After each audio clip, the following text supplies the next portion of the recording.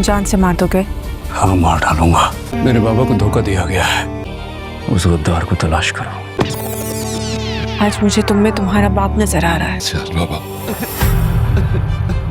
लेकिन काम लाला के लिए करता है। जो कुछ तुम्हारे बाबा ने बोया है वही काटा है। सबसे पहले बिना शोर किए है। लड़ोगे?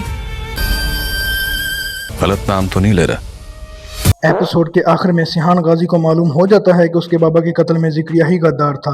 अब सिहान उसका सामना करने के लिए तैयार है। तो ये मिलकर देखते हैं कि आगे इस कहानी में क्या होने वाला है। अगर दुश्मन बाहर नहीं बल्कि अपने ही लोगों में छुपा हो तो फिर सबसे खतरनाक जंग शुरू होने वाली है। एपिसोड नंबर 38 और 39 में कहानी एक ऐसे मोड़ पर पहुंचती दिखाई दे रही है जहाँ सिहान सिर्फ अपने वालिद और भी यूसुफ की मौत का गम नहीं मनाएगा बल्कि असल गद्दार को बेनकाब करने का मिशन भी निकालेगा। प्रोमो से अंदाजा होता है कि सिहान को यकीन हो चुका है कि लाला अकेला ये सब नहीं कर सकता था। कोई ऐसा शख्स जरूर है जो अंदर रहकर हर खबर दुश्मन तक पहुंचा रहा है।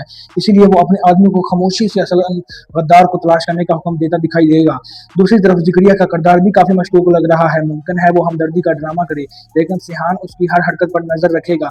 अगर वाकई जिक्रिया ही गद्दार निकला तो उसके लिए बच निकलना बहुत मुश्किल हो सकता है। इधर इल्हाम भी सिहान के बदलते हुए अंदाज को महसूस करने लगती है। वो शायद उसे समझाने की कोशिश करेगी कि इंतकाम की बजाय सोच समझकर फैसला करें, लेकिन अपने वालिद को खोने के बाद सिहान किसी की बात नहीं सुनेगा।